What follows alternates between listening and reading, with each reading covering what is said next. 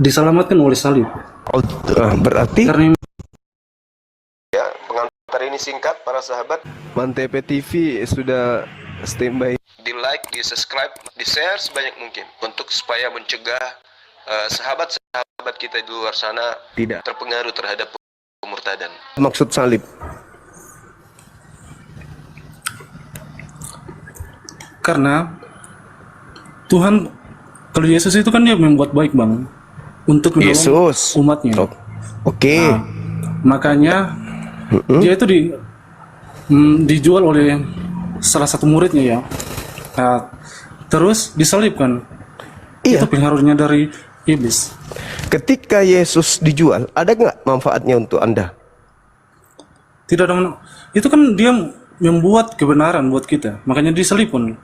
Oh, berarti orang-orang yang menyalibkan Yesus ini berbuat kebenaran.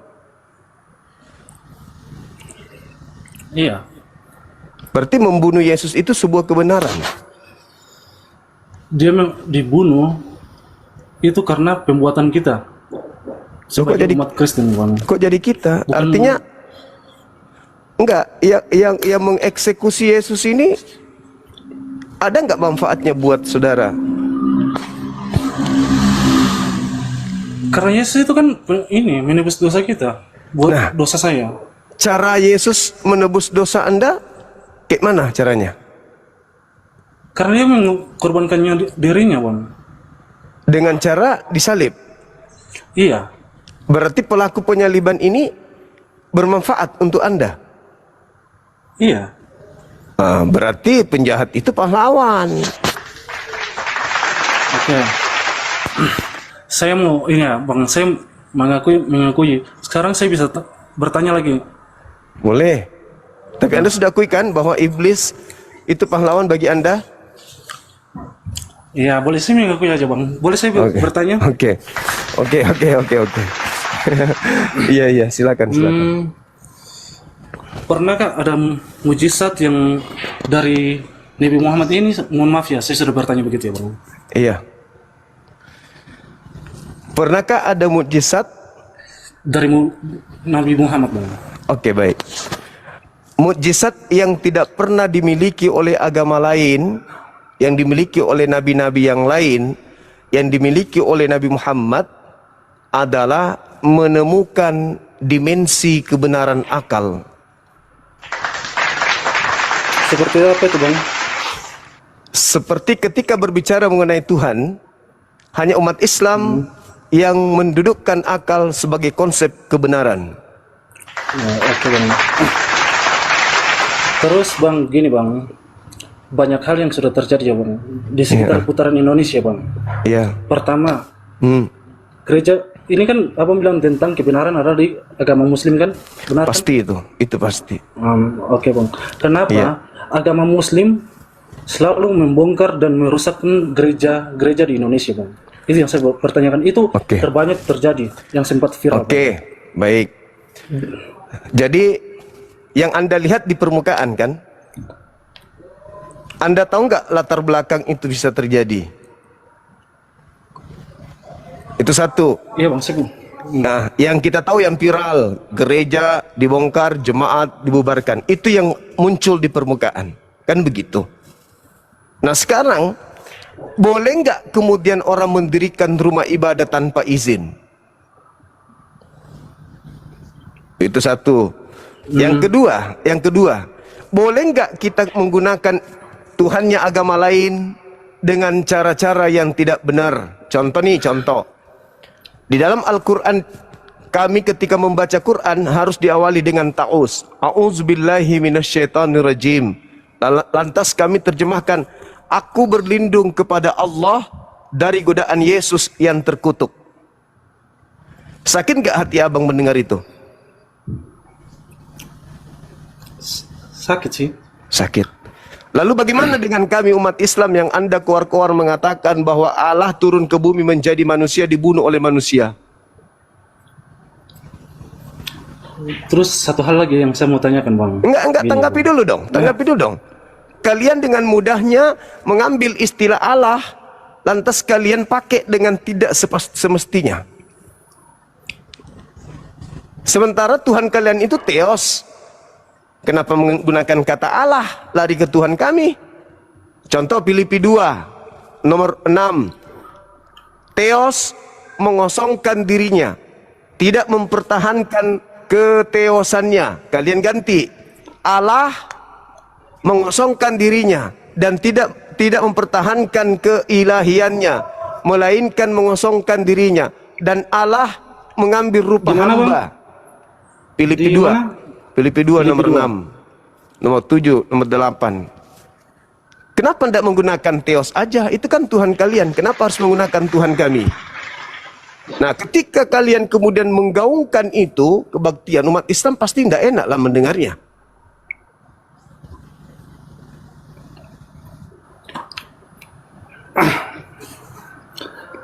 Yang tadi itu kan begini bang. Itu yang kedua, sabar, saya terangkan lagi.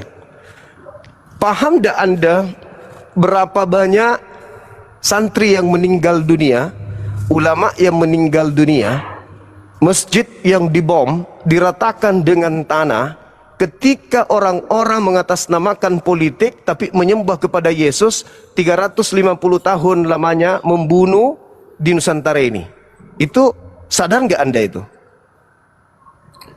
Tapi setahu saya tidak ada bang. Kalau macam mau bilang yang kebanyakan yang membunuhkan diri itu bukan dibomkan diri itu tidak ada terjadi di masjid bang. Bom bunuh diri itu berapa? Bom bunuh diri itu berapa yang mati? Itu sudah banyak bang. Kalau yang datang ke Indonesia sebelum merdeka membunuh, merampas, membuat jutaan anak-anak menjadi yatim, jutaan wanita menjadi janda, itu agamanya apa bang?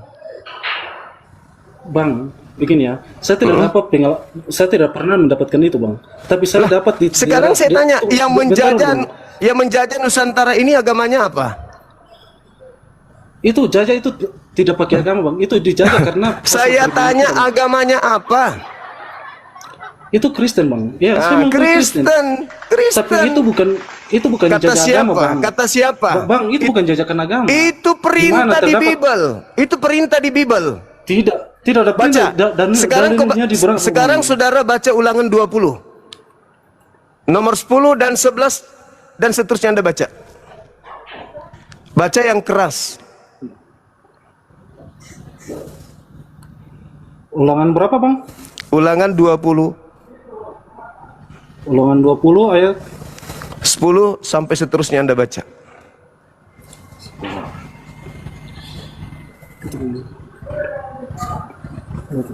Dikerasin bacanya bang, supaya saya tidak disebut fitnah. Dikerasin bang. Ulangan 20 ya bang? 20 ya? Iya. Coba, saya juga rindu ingin mendengarkan dalil itu.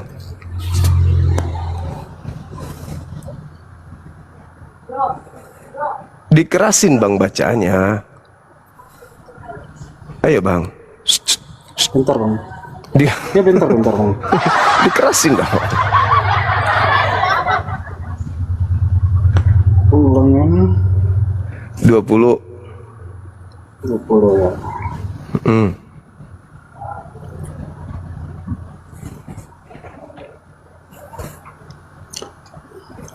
Dikerasin bang. Bentar ya bang. Iya.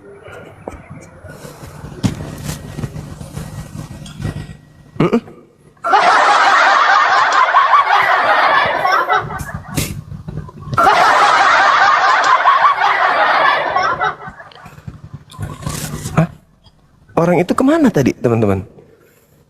Hah? Malu. Malu, kenapa malu? Malu karena kenapa? Kenapa malu?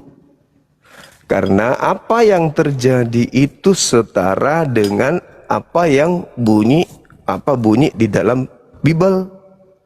Yang tertuang di Bible itulah yang terjadi. Itulah yang ada.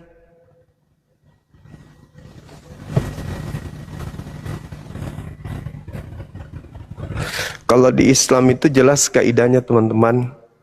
Baca di dalam Al-Quran surah Al-Ma'idah ayat 32. annahu man qatala nafsan bighairi nafsi aw fasadin fil ardi wa ka'annama qatalan nas jami'a. Barang siapa yang membunuh satu manusia saja, kata Quran, maka itu sama halnya membunuh seluruh umat manusia. Barang siapa menyelamatkan satu manusia, itu sama halnya menyelamatkan seluruh manusia. Itu Al-Quran, surah Al-Ma'idah ayat 32. Sedangkan ulangan 20, bunuhlah, bunuhlah, bunuhlah. Halo, selamat malam. Assalamualaikum Bang Juma. Waalaikumsalam. Ya, saya Muslim Bang. Iya, Ya, saya mualaf.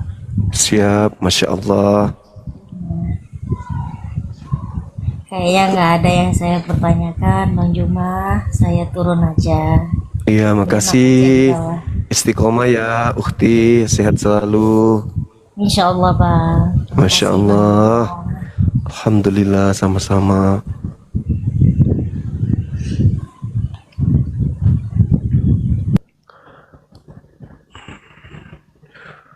Yang minta permintaan ini sudah lebih.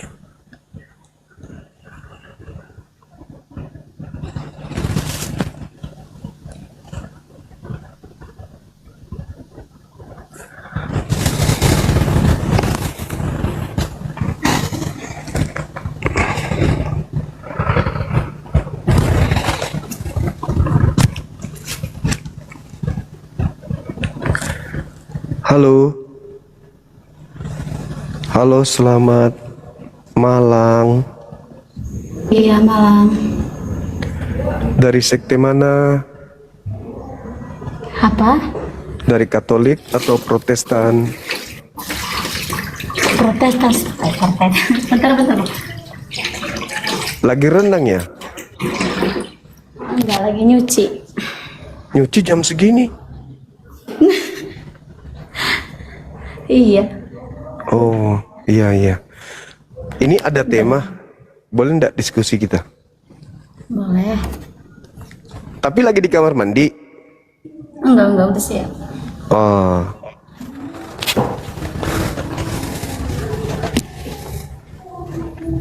Iya. Ini namanya bagus. Anak Tuhan Yesus. Iya. Iya. Oke, mungkin bisa menjelaskan sedikit dari tema ini terkait dengan Anda bisa jadi anaknya Yesus karena ada yang menjadikan kemudian beliau sebagai korban penebus dosa adik ini di atas salib.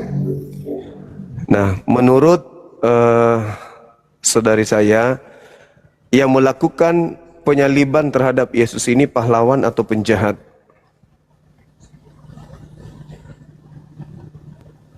Ya, penjahat sih. Penjahat. Berarti ada tidak sesuatu yang kemudian Anda dapatkan dari kejahatan mereka?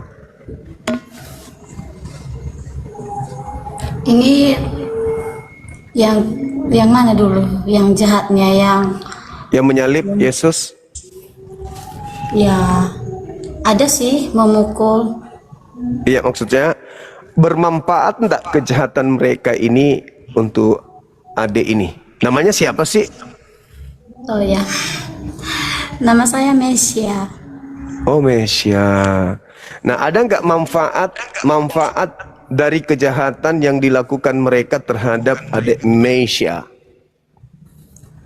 Ya, setahu sih kejahatannya itu ya menyalibkan Yesus. Ya, memukul. Bermanfaat enggak itu untuk adik Mesia? Kejahatan mereka? Ya, enggak sih, Bang. Kalau mereka nggak jahat, Yesus disalib nggak? Ya, enggak. Nah, kalau Yesus nggak disalib, adik ini selamat nggak? Ya, selamat. Caranya gimana? Caranya? Ya, dengan kasih. Berarti orang bisa selamat tanpa salib kan?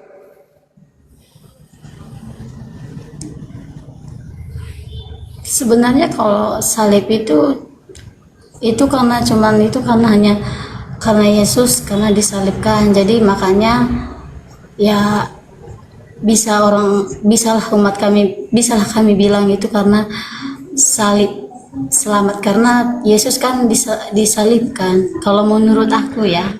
Nah itu dia, berarti penjahat ini bermanfaat bagi adik Mesya. Kenapa bisa? Tanpa mereka menyalibkan, Yang nggak akan terjadi, nggak ada kejahatan. nah kalau tidak ada salib, yang nebus dosa siapa? Ya, yang di atas lah. Berarti bisa dong tanpa penyaliban.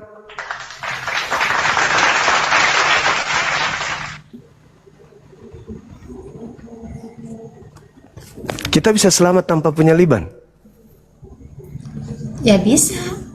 Kita kan selamat.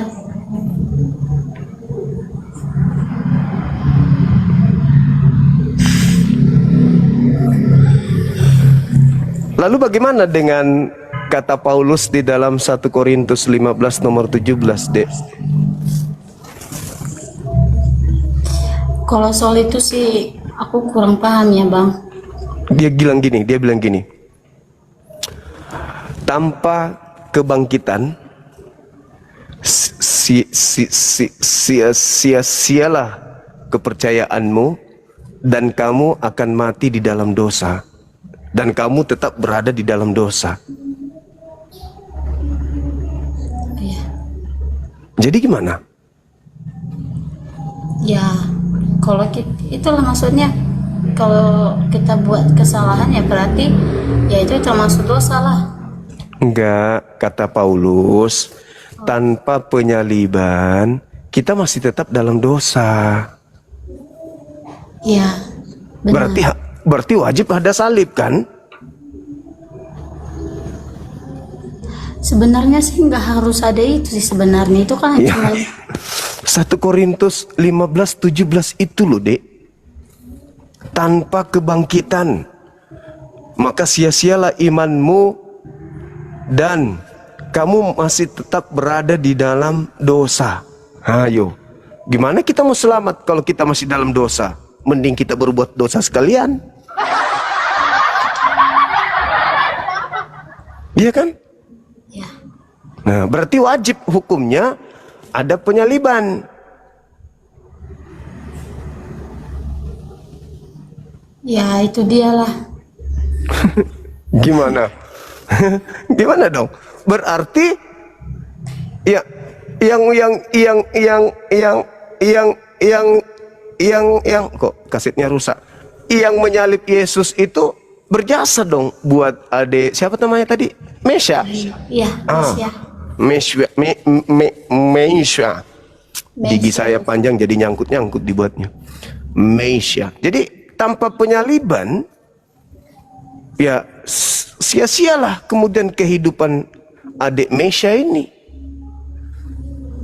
Berarti mereka yang menyalibkan Yesus itu pahlawan. Iya, Bang. Coba ucapkan bahwa iblis yang merasuki Yudas itu pahlawanmu.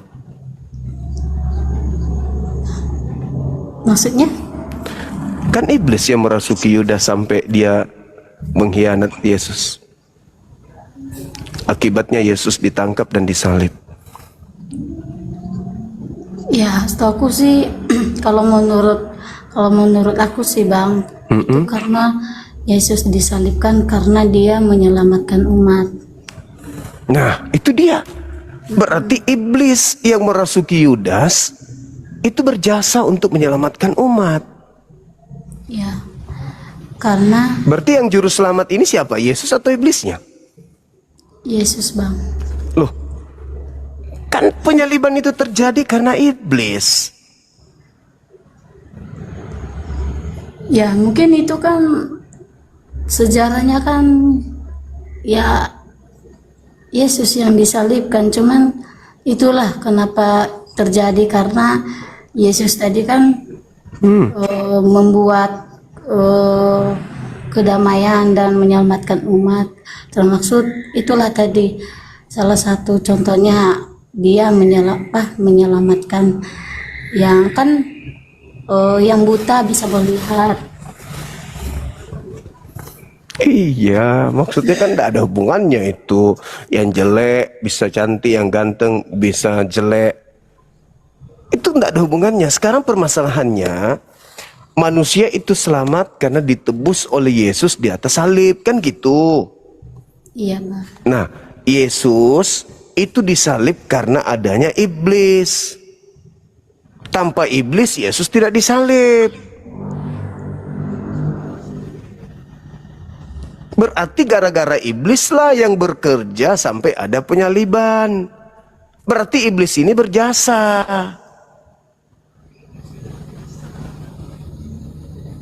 Ayo. Berjasa dong. Jadi seibarat iblis itu penjahat. Penjahat mengambil harta orang lain, kemudian membunuh orang tersebut. Lalu harta dari orang yang dibunuh ini diambilnya, dibawa ke rumah Mesya, ya kan? Akhirnya Mesya bisa beli rumah, bisa beli mobil dari hasil kejahatan. Nah sekarang yang melakukan pembunuhan dan merampas harta orang itu yang diberikan kepada adik ini, itu apa buat Anda? Pahlawankah atau penjahat?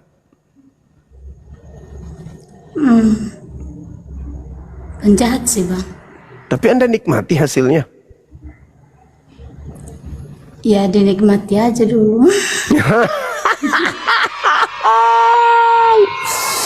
Berarti iblis yang mempersembahkan kurban di atas salib, Anda nikmati dulu hasilnya gitu.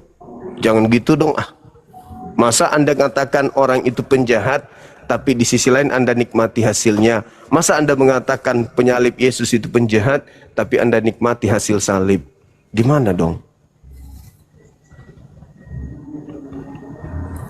Ya itu dia lah, Bang. Bingung ya? Iya, aku juga bingung. Mau nggak aku tuntun? Mau dituntun kemana? Kemana ya? Aku serius. Kamu? Ya buktikan. Kamu serius nggak? Ini suruh siapa dulu? Nah, tadi katanya mau dituntun. Iya, maksudnya kan banyak dituntut kemana? Kan banyak mau dituntut ke apa?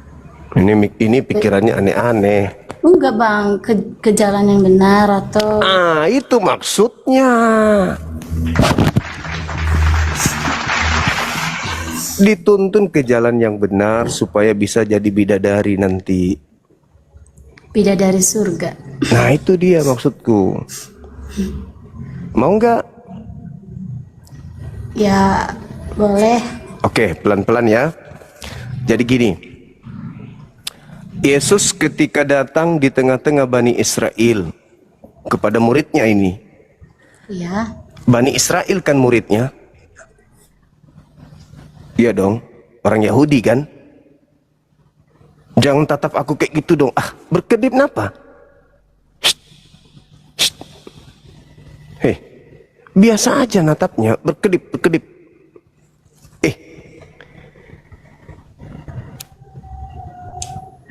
Gitulah. Jadi murid-murid Yesus itu kan Dengar, Bang. murid-murid. Nggak dengar tadi. Ya. Soalnya macet. Pakai Oke. wifi. Oh gitu. Kan murid-murid Yesus itu orang Yahudi kan? Ya. Nah, Yesus berpesan kepada mereka di dalam Lukas 21 nomor 8 dan juga di dalam Matius 24 nomor 4 nomor 5. Apa kata Yesus?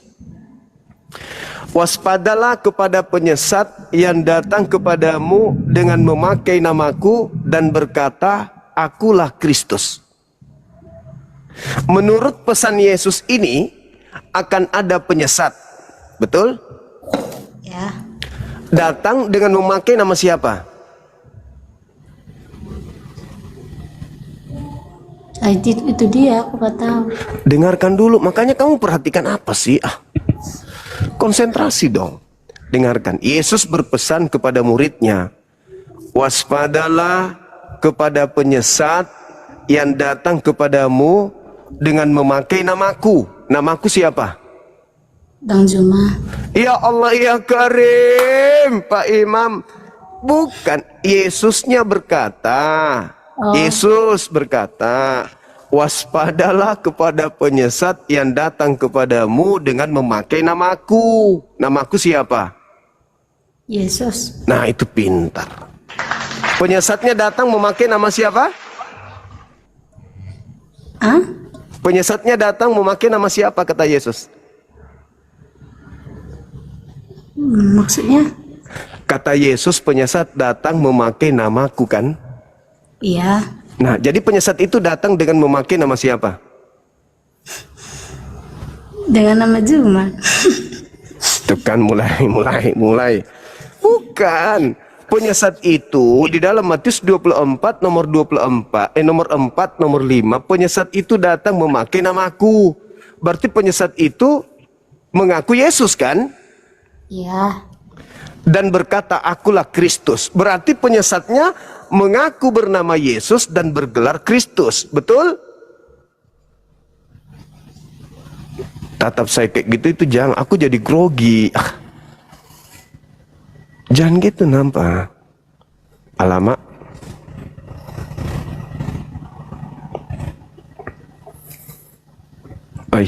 Masalah generasi.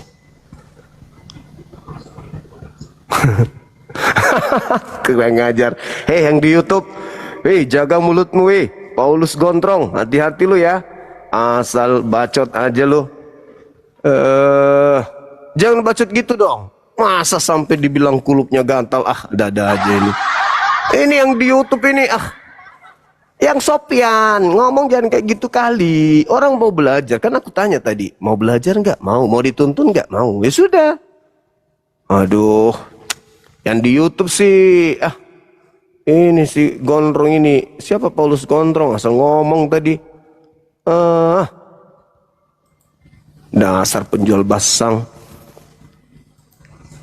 Orang mau belajar kok. Udahlah.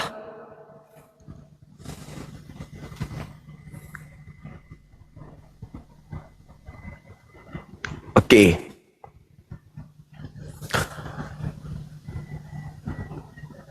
Halo. Ku blokir lama-lama yang di YouTube itu ya. Siapa tadi namanya itu?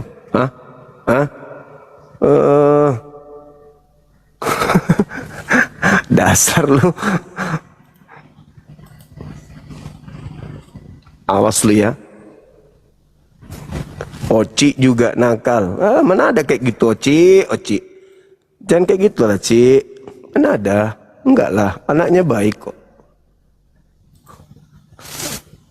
Ini yang di YouTube ini benar-benar cerewet. Suka-sukanya. Halo saudara sanak Cindo. Halo.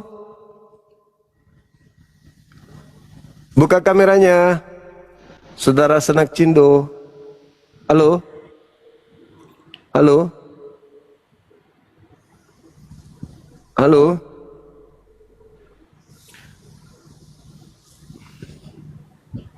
Kok diam-diam bang? Ngomong dong.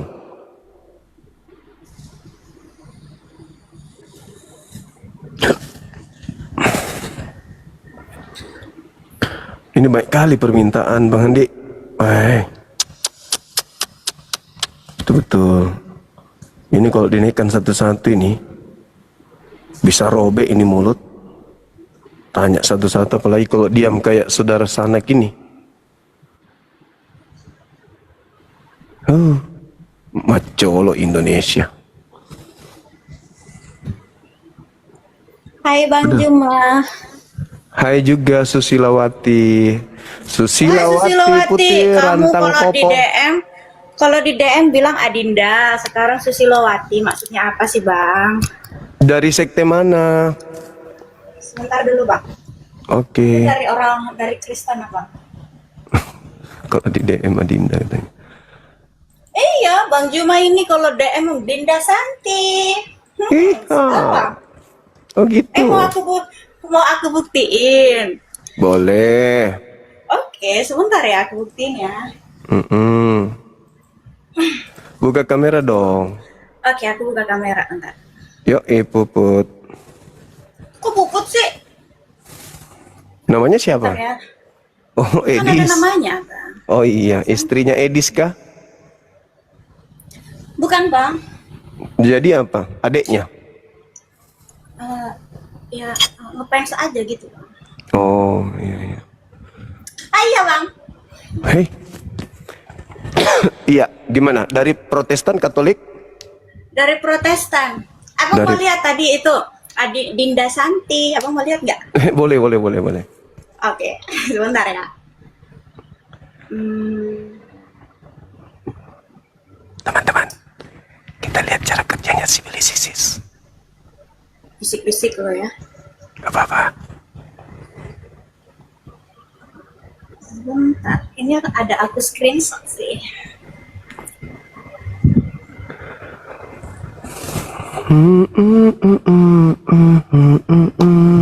Walah nggak bisa, minimal 480. Kok nggak bisa ya, Bang? Apa tuh? Ini tadi screenshotan aku nggak bisa dinaikin. Kok bisa? Kenapa nggak bisa? Dia DM apa rupanya? Bentar dulu. Kok nggak bisa ya? Aku ada ini loh, ada pernah kirim nomor rekening. Itu ya? Enggak, bukan. Oh, kirain. Itu baru malam kemarin. Oh ya? Oh my god. Baru hari ini kita nggak DM-an, Bang. Sebelumnya kita udah. Oh my god. Jadi kita sudah kerap kali nih ceritanya. Dulu ya kemarin-kemarin aku tuh dipanggil Uti katanya, tapi sekarang Dinda katanya, Dinda Santi. Oh my god. Jadi aku serius, kalau aku bisa naikin, aku ada screenshot, aku nggak bisa naikin, apa bisa ya? Akun yang mana? Akun yang ini juga. Oh ya? Pengikutnya berapa? Pengikut ini, akun aku ini. Akunku. Pengikut, cuma berapa ya? 16 atau berapa ya? Oh iya. Oke, anggap saja iya. Ya serius, ini beneran, aku nggak bohong. Kalau nanti aku screenshot lagi, mungkin besok aku naik lagi kalau mau ya. Iya. Soalnya baru hari ini kita nggak DM-an, Bang. Oh my god, malah saya. Oke, kita masuk kelas. Oke, ini kelas apa ya, Bang ya? Ini kelas pembelajaran Bible kepada pemula dan senior. Jujur ya, Bang, aku tuh sebenarnya nggak pernah nonton apanya Abang, channelnya Abang, benar-benar nggak pernah nonton. Tapi kita tepingan gitu. Aku cuma lihat VT-VT-nya aja, VT-VT orang lewat di beranda gitu. Jadi kan kita DM-an lah tuh, DM-an. Baru ini aku tertarik nih, aku pengen naik lah. Terus aku bilang, aku tuh cariin Bang Juma di sana. Terus Bang Juma bilang, ada apa Uti gitu. Dulunya dipanggil Uti. Iya. Dipanggil pisang berarti. Masa kayak gitu sih? Sekarang dipanggilnya Dinda Santi. Enggak bilang Dinda sayang enggak? Dinda Santi kan itu awalnya, Bang, itu masih permulaan. Oh gitu. Nanti lama-lama Pak Pipo. Oke, gimana? Kita mau bahas ini atau gimana? Eksekutor salib, pahlawan atau penjahat? Ya terserah aja, Bang, aku ngikut aja soalnya aku belum pernah ikut channel ini juga. Oh yaudah, coba terangkan bagi adek ini penyalib Yesus itu pahlawan atau penjahat? Itu penyalib Yesus ya, berarti pelakunya itu ya. itu orang-orang yang nggak percaya Yesus sih, nggak percaya. Artinya mereka ini pahlawan atau penjahat? Pahlawan sih enggak sih, penjahat nggak bisa jadi. Kalau menurut aku ya Penjahat. menurut aku lah. Berarti Tapi penjahat. nggak tahu menurut yang lain.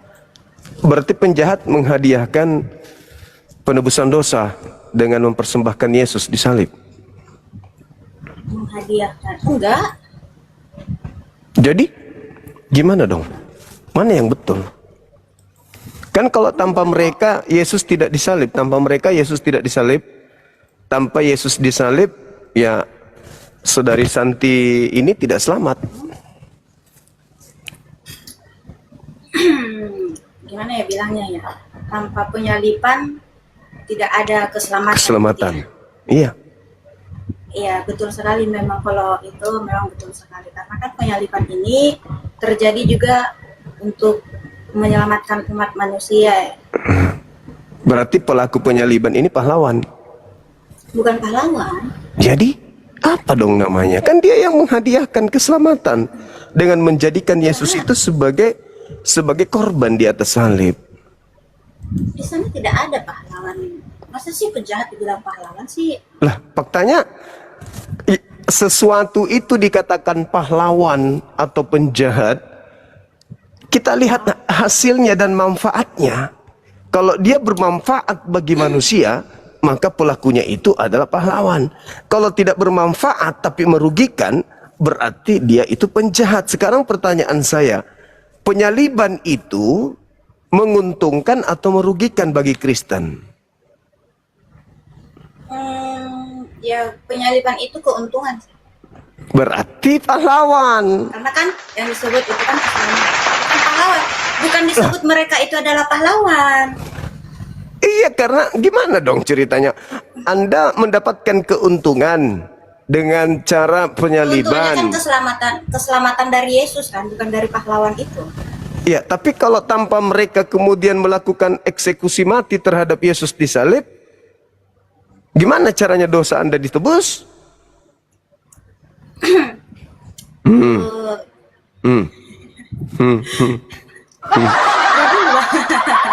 Ini serius. Ini versi serius Bang, yang tadi versi. Ayo. Ini sebenarnya ya kalau nanti aku bilang dibilang framing juga ya. Gimana ya bilangnya? Aku nggak tahu jelasinnya sih Bang. Nanti kalau aku bicara nanti di framing kan katanya gitu. Karena kan kita juga takut juga. Ini si Santi udah memframing gini kan gitu kan, takut dihakimi juga. Buat saudari Santi aja dulu. Selamat, nyaman hidup, mendapat keselamatan dari upah yang dilakukan kemudian oleh Yesus mati di atas tiang salib. 1 Korintus 15:17, tanpa kebangkitan sia-sialah imanmu dan kamu masih tetap hidup di dalam dosa. Berarti sangat bermanfaat penyaliban itu. Berarti orang-orang yang menyalibkan Yesus itu pekerjaannya sangat bermanfaat bagi saudari ini. Berarti mereka pahlawan atau penjahat? Mereka nggak ada pahlawan, mereka tidak pahlawan kok Abang. Gimana dikatakan bukan pahlawan? Dia yang menghadiahkan keselamatan dengan mempersembahkan Yesus di atas salib. Penyalipan ini Abang Juma, penyalipan ini adalah bagian dari rencana. Berarti Tuhan sudah merencanakan para pelaku penjahat ini sebagai pahlawanmu. Nah. Lalu apa?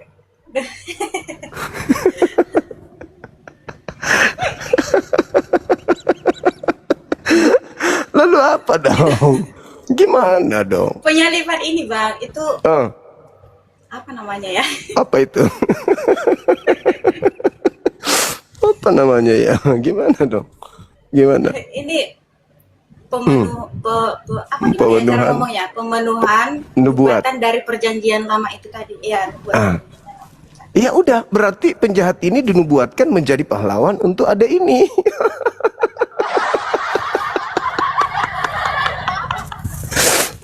Ya ada itu Bang Juma dengan. Ya boleh gitu. Itu namanya tidak tahu berterima kasih. Bukan. Gimana? Abang tahu Apa?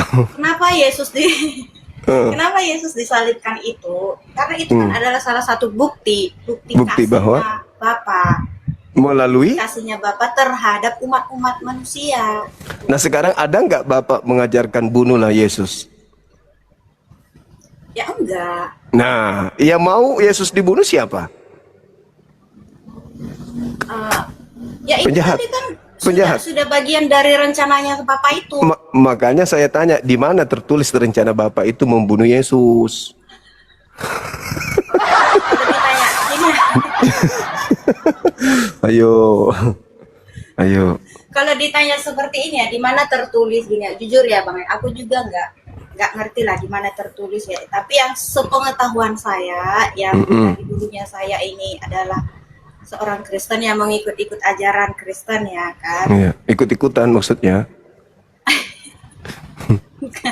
Iyalah. Pokoknya yang namanya seorang Kristen ya mengikuti ajaran Kristen kan. Iya, ajaran orang tua. Iya dong. Iyalah, ajaran siapa lagi? Coba lah. Ajaran siapa lagi? Nah sekarang pertanyaan kita kedua, lanjutan materi pendidikan kita malam ini. Oke, boleh. Iya, yang menginginkan penyaliban itu siapa? Iblis atau Tuhan? Penyaliban itu, yang menginginkan penyaliban itu enggak ada. Apa ya? Gini, Masa sih? yang menginginkan itu kan penyaliban. Nubuatan lagi, fitnah lagi Tuhan, itu sudah nubuatan. Minta dalil nggak ada. Bukan. Gini loh Bang, tadi kan aku sudah bilang itu kan pengetahuan aku dari tadinya aku belajar. Kenapa sih Bang? Habis lu. Makanya Abang dijaga, itu aja makanan aja nggak bisa dijaga, apalagi Santi, aduh. Kan konsentrasi lihat YouTube. Ayo. Yang menginginkan penyaliban iblis atau Tuhan? Yang menginginkan penyaliban itu siapa ya? Ayo. Menurut Abang siapa? Iblis lah. Di Yohanes 8 nomor 37 sampai nomor 44, ketika orang-orang itu datang ingin membunuh Yesus, apa kata Yesus? Iblislah yang menjadi bapakmu sampai kau ingin membunuhku. Berarti bapak iblis yang mau membunuh Yesus. Ayo. Bukan, itu kan Yesus kan berkata sama siapa gitu? Sama orang-orang yang ingin membunuhnya. Iya, sama mereka kan. Berarti mereka itu tidak mempercayai Yesus, itu tidak mempercayai Tuhan. Karena itulah sampai mereka ingin membunuh. Dan setelah mereka ingin membunuhnya, Yesus mengatakan, kamu ingin membunuhku karena kamu tidak memperoleh firman di dalam dirimu. Iblislah yang menjadi bapakmu. Iblislah yang menjadi bapakmu. Sebelumnya itu, Tuhan itu sendiri sudah tahu kalau dia itu. Iya dong, Tuhan itu kan maha tahu. Iya, makanya. Tuhan itu maha tahu. Sekarang permasalahannya, Tuhan itu maha tahu, tapi apakah Tuhan mau menghentikan kejahatan yang manusia sendiri mau lakukan? Tuhan kan tidak mengatakan, jangan jahat. Enggak. Iya kan? Enggak, iya benar. Karena kan karena itu tujuan penyaliban itu adalah untuk keselamatan manusia. Itu ngarang lagi. Di mana Tuhan ingin menyelamatkan manusia dengan cara membunuh orang benar? Gini Bang, sebelum ada penyaliban Yesus itu, manusia itu kan sudah berdosa tuh. Ini fitnah lagi nih. Di mana Anda dapatkan itu? Di mana Anda dapatkan ilmu dari? Aku ngomong dulu Bang. Nanti kan kalau dari orang tua lagi yang ngajarin. Dengar dulu Bang Juma. Iya, saya dengar. Jangan seperti aku. Maaf banget ya Bang. Jangan seperti Bang Rasid yang ngomongnya itu yang kita nggak dikasih ngomong gitu Bang. Iya, kalau saya kasih ngomong. Ya, aku ini baru pertama kali naik ke room ini, terus aku juga baru pertama kali nonton ya Bang ya. Tapi jujur ya Dek, ini baru pertama kali. Saya bilang samamu kalau kau pakai hijab jilbab gitu kau cantik, serius. Oh ada fotonya, mau aku liatin Bang? Nggak usah. Nggak usah. Ya sudah lanjut. Aku sudah pernah jadi Islam Bang. Ah, iya, udah, nggak apa-apa, nggak usah kita bahas itu masa lalu. Tapi tidak ada yang membawaku, tidak ada yang menuntunku, bahkan tidak ada yang membimbingku. Aku sendiri yang pergi ke sana. Ya udah, kalau gitu tiap malam aja naik kau sini bertanya sedetail mungkin. Ya. Nah, sekarang kita tuntaskan dulu materi malam ini. Oke, boleh. Ya. Jadi yang menginginkan kematian terhadap Yesus itu iblis atau Tuhan? Nggak tahu lah aku, Bang. Kalau Tuhan di dalam Keluaran 23 nomor 7 nomor 8, jangan kau membunuh orang yang benar. Yesus orang benar nggak? Orang suci. Nah, boleh nggak dibunuh menurut Tuhan? Tapi itu kan kalau mulai Yesus kan tuh kan aku belum ngomong udah mulai. Enggak, masalahnya firman Tuhan yang dilawan. Firman Tuhannya, jangan kau membunuh orang yang benar, jangan kau membunuh orang yang tidak bersalah. Yesus ini orang benar, Yesus ini orang tidak bersalah. Boleh nggak dibunuh menurut Tuhan? Di mana ya, Bang? Selain Yesus itu tidak ada orang yang benar. Nah, boleh nggak dibunuh? Justru karena itu. Kenapa Yesus turun ke dunia? Nenekmu lagi yang ngajarin itu. Itu kan ajaran nenekmu lagi. Tolong dong, aku belum ngomong loh, jangan langsung dipotong. Iya, maksudku itu. Abang ini seorang ustadz kah? Iya, saya bilang nenekmu lagi yang ngajarin kan. Karena itu nggak ada di Bible. Kasih kesempatan kepada lawannya untuk berbicara gitu. Iya, silakan. Harus bijak gitu. Iya, harus silakan. terima argumen. Monggo, Mas, monggo. Ah, silakan. Ini aku baru masih mulai ngomong, abangnya udah potong gitu. Iya, aku cuma bilang pasti neneknya lagi yang ngajarin. Lanjut. Tapi nggak enak seperti itu. Coba kalau abang ngomong aku potong-potong terus gitu kan, abang juga. Oke, silakan. Boleh nggak membunuh orang yang benar menurut Tuhan? Itu pertanyaan kita. Nggak boleh. Nggak boleh. Berarti Yesus nggak boleh. Dengar. Berarti Yesus ada, selain Yesus tidak ada orang benar di dunia. Paulus dong. Filipi 3. Gimana? Paulus mengatakan aku tidak bercacat. Ayo. Kan dari manusia berdosa dulu. Tapi dia ngaku aku tidak bercacat. Yang suci itu Yesus. Tuhan Yesus. Nah, terus kenapa dibunuh kalau gitu? Itu adalah bukti kasih Bapa. Lah, di mana Bapak mengajarkan bunuhlah orang benar? Bukan, memang betul. Tapi itu sudah bagian dari rencana Bapak itu. Iya, kenapa? Kenapa Yesus diturunkan gitu ke dunia? Karena apa? Karena kan itu adalah suatu pengorbanan. Kalau ada rencana berarti ada firman. Mana firmannya bunuhlah orang yang benar? Nggak ada, Abang. Iya, nggak ada. Berarti itulah aku bilang. Pasti mamanya lagi yang ngajarin ini. Karena nggak ada firman Tuhan di mana. Tolong Bang, di sini tuh antara kita loh. Aku dan Abang aja dan netizen-netizen. Tidak ada mama aku di sini. Iya, maksudku kalau tidak ada firman Tuhannya. Jangan disebut mamaku, jangan disebut nenekku. Kalau tidak ada firman Tuhannya, dan netizen sini ya. Kalau tidak ada firman Tuhannya, lalu siapa yang ngajarin adek ini jadi Kristen tetangga? Dengar dulu. Aku jujur karena orang tua aku Kristen ya aku diturunkan. Nah, itulah yang ku bilang. Berarti adek ini bukan diajarin sama Tuhan. Tapi kan kita belajar dari kecil itu kita sudah belajar. Nah, sekarang kalau belajar, mana hasil dari belajar itu bahwa Tuhan mengajarkan membunuh orang benar? Enggak ada di. Enggak ada, ya sudah, enggak ada berarti. Enggak ada. Berarti membunuh Yesus itu adalah keinginan setan, bukan keinginan Tuhan. Ya udah Bang, lanjutlah lagi Bang. Begitu, ya. Gimana? Besok kita lanjut? Besok lagi ya? Besok lagi aku naik ya Bang. Iya, silakan. Soalnya udah ada yang Iya, oke. Silakan. Makasih banyak ya Bang waktunya. Makasih. Bang Baginda. Siap.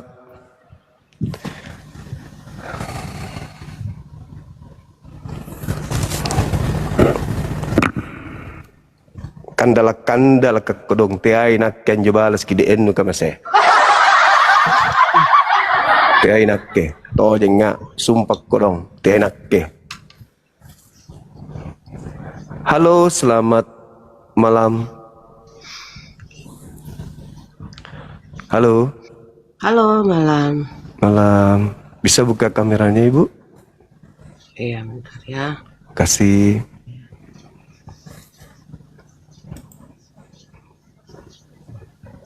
Bentar.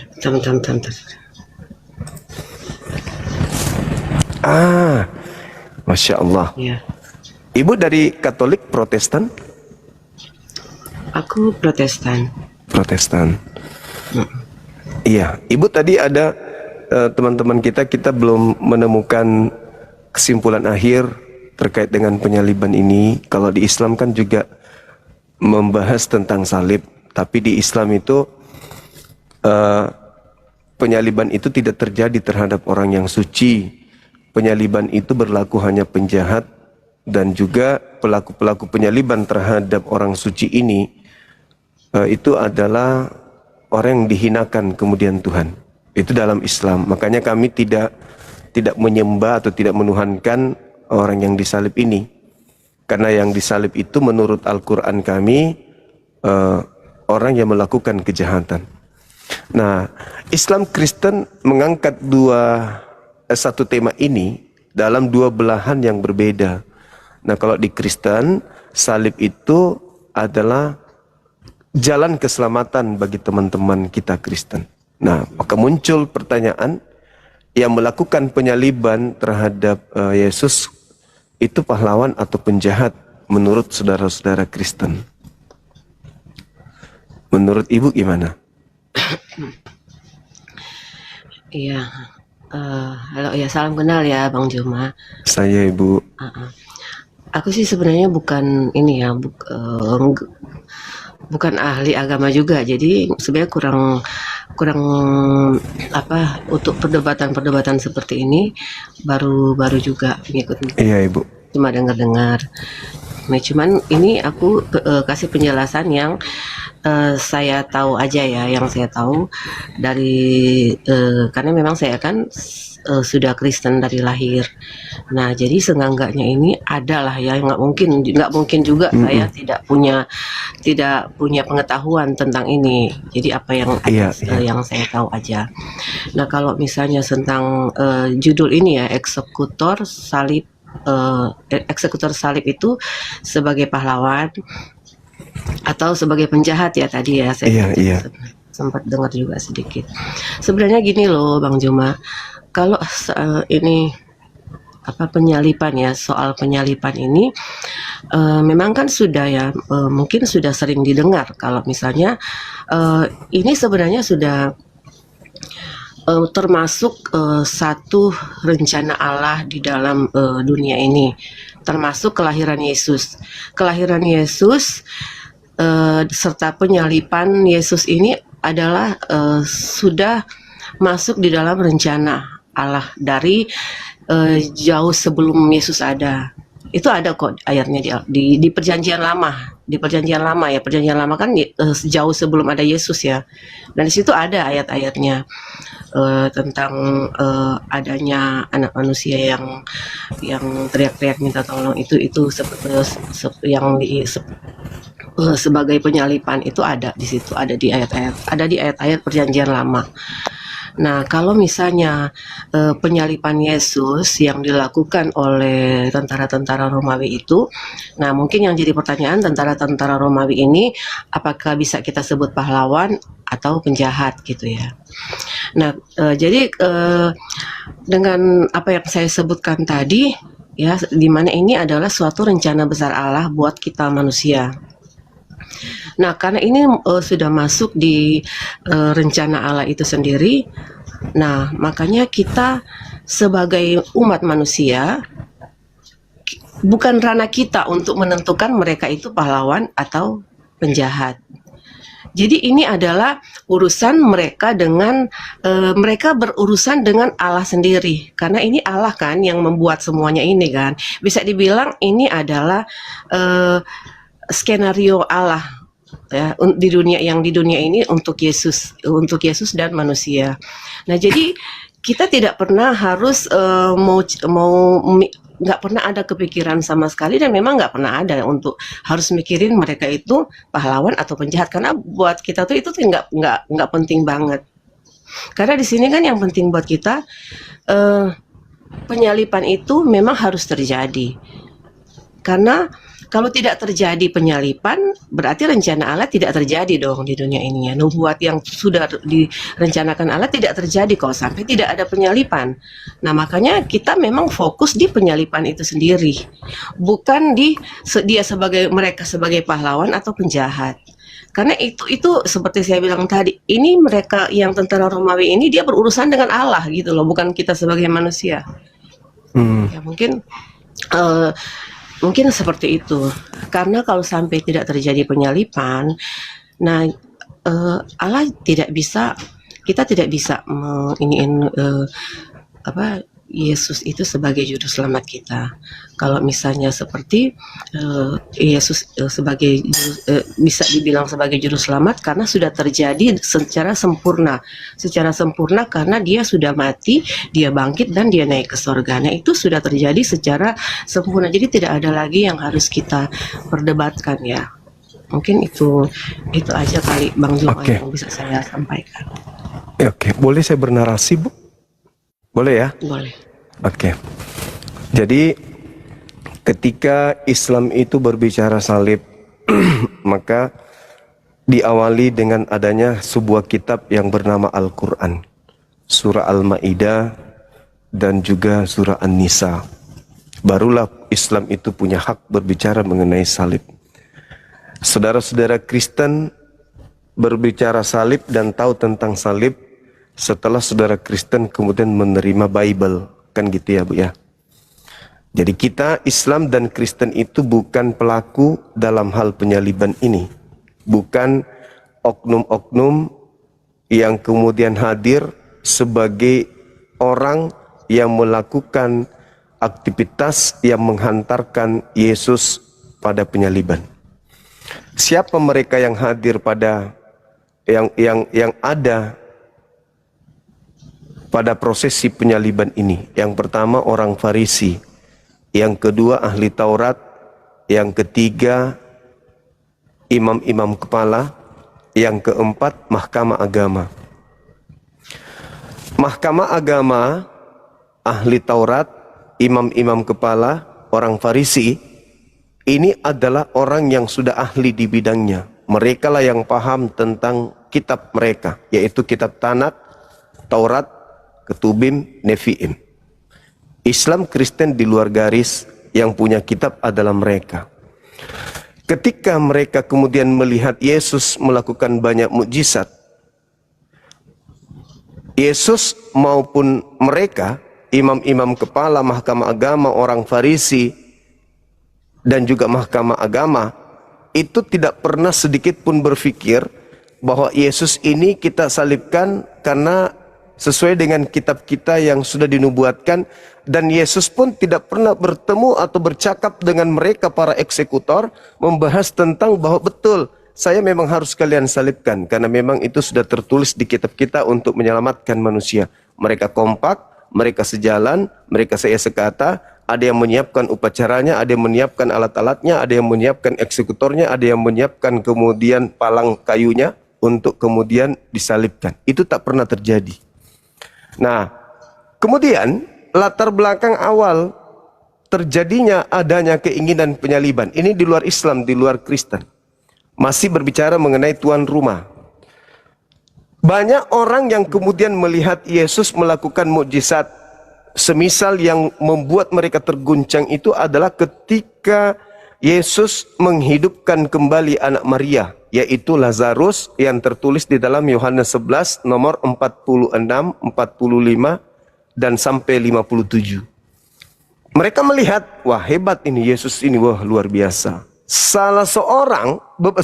Beberapa orang di antara orang Farisi kemudian datang melapor ke mahkamah, ke imam-imam kepala.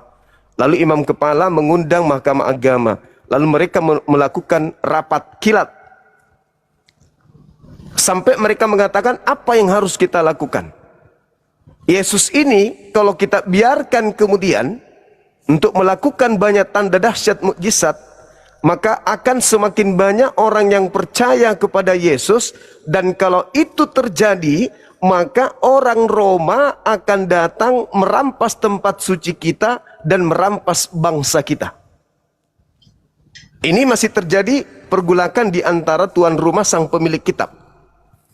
Lalu imam kepala yaitu Kayafas tahun itu mengatakan di saat rapat itu, kalian tidak insaf dan kalian tidak mengerti bahwa adalah lebih baik Yesus satu orang mati daripada seluruh bangsa kita ini binasa. Maka tahun itu juga imam kepala Kayafas bernubuat bahwa Yesus harus mati untuk membebaskan bangsa Israel dari penjajahan Romawi. Di data nomor 53 dikatakan, maka mulai saat itu juga mereka sepakat membunuh Yesus. Jadi latar belakang pembunuhan yang terjadi, rencana pembunuhan adalah karena unsur ekonomi politik. Bukan untuk menyelamatkan dunia. Itu konsep dari gereja, dari Kristen muncul belakangan. Yang melatar belakangi di TKP itulah yang paling valid. Mereka sepakat membunuh Yesus karena takut bangsanya dirampas oleh Roma dan Yunani. Maka di data nomor 54, mulai saat itu Yesus tidak lagi muncul di hadapan mereka, melainkan dia pergi sebuah kota di Efraim. Di sana dia tinggal bersama dengan murid-muridnya. Itulah awalnya. Sehingga ketika mereka datang menangkap Yesus, apa kata Yesus dalam Lukas 22 nomor 52? Kata Yesus gini, sangkamu aku ini penjahat, penyamun, sampai kalian datang lengkap dengan pedang dan pentungan. Padahal setiap hari kamu melihat aku di dalam bait suci mengajar, tapi kalian tidak menangkap aku. Lalu Yesus tambahkan kalimatnya, oh iya, sekarang adalah saatmu dan sekarang saatnya kuasa kegelapan. Artinya, upaya penangkapan terhadap Yesus itulah awalnya kuasa kegelapan itu bekerja. Maka di dalam kitab Matius 26, di dalam Markus 1, mereka sepakat kemudian untuk melakukan tipu muslihat. Mereka melakukan kesaksian-kesaksian palsu untuk supaya Yesus itu dibunuh. Mereka melakukan tipu muslihat. Pokoknya apapun yang harus kita lakukan, apapun kesaksiannya, yang penting Yesus ini dibunuh.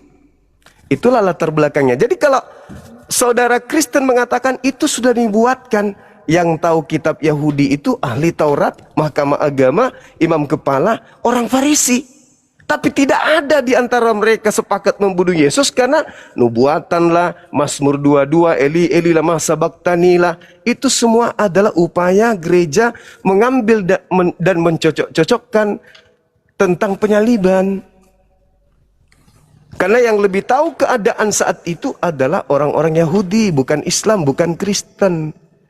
Maka latar belakang terjadinya upaya penyaliban bukan karena adanya dosa waris, bukan karena adanya nubuat. Justru imam kepala sang ahli kitab Torah membuat nubuat tahun itu juga. Maka tahun itu juga imam besar atas nama Kayafas bernubuat bahwa tahun ini Yesus harus mati demi menyelamatkan bangsa Israel.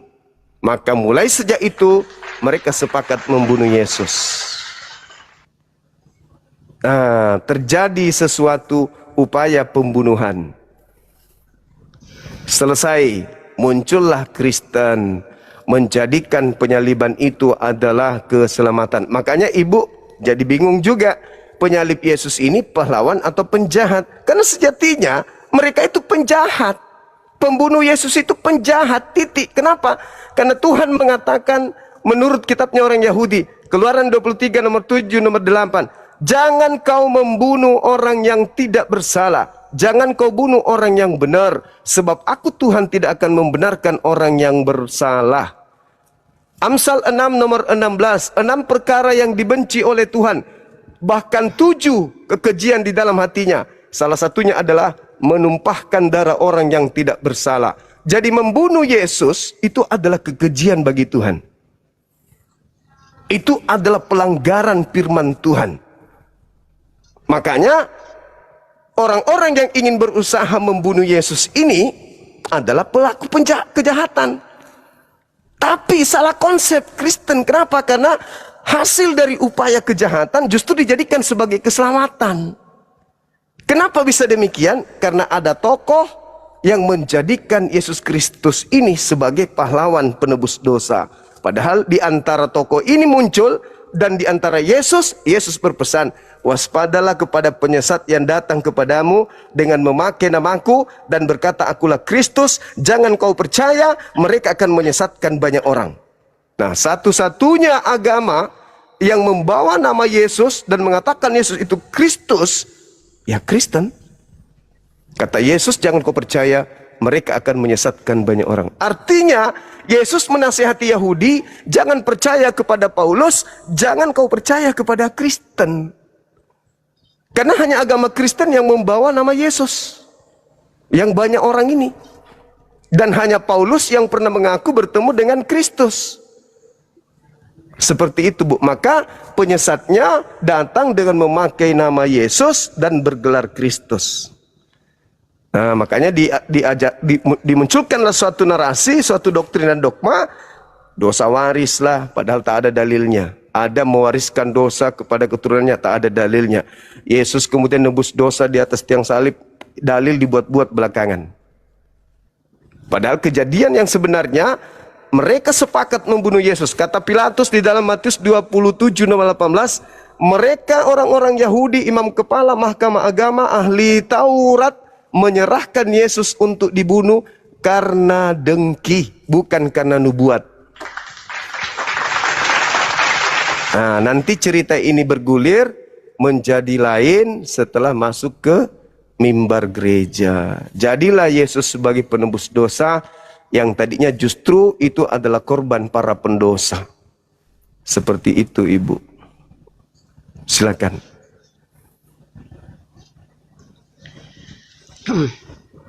Oke, itu wah Bang Suma benar-benar ini ya, banyak sekali sudah belajar semua ya. Jadi benar-benar sudah belajar masuk banget ke Alkitab untuk mengetahui semua cerita seperti itu ya.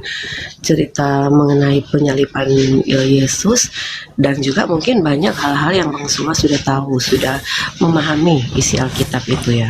Nah, kalau kayak Bang Suma bilang tadi, nanti kita jadi bingung kan, mau bilang dia pahlawan atau dia penjahat. Sebenarnya kita nggak ada yang bingung, mungkin dari pihak kalian yang bingung gitu, tapi kalau dari kita nggak ada yang bingung masalah itu, karena itu seperti saya bilang tadi, itu bukan ranah kita sebagai manusia. Nah, kalau yang Bang Suma ceritakan tadi soal prosesi penyaliban Yesus, ini semua kan ini kan saya bilang tadi, itu kan skenario Allah. Allah itu bisa berbuat apa saja, termasuk skenario apa prosesi yang terjadi itu semua sudah masuk di rencananya, dan itu semua pasti akan terjadi.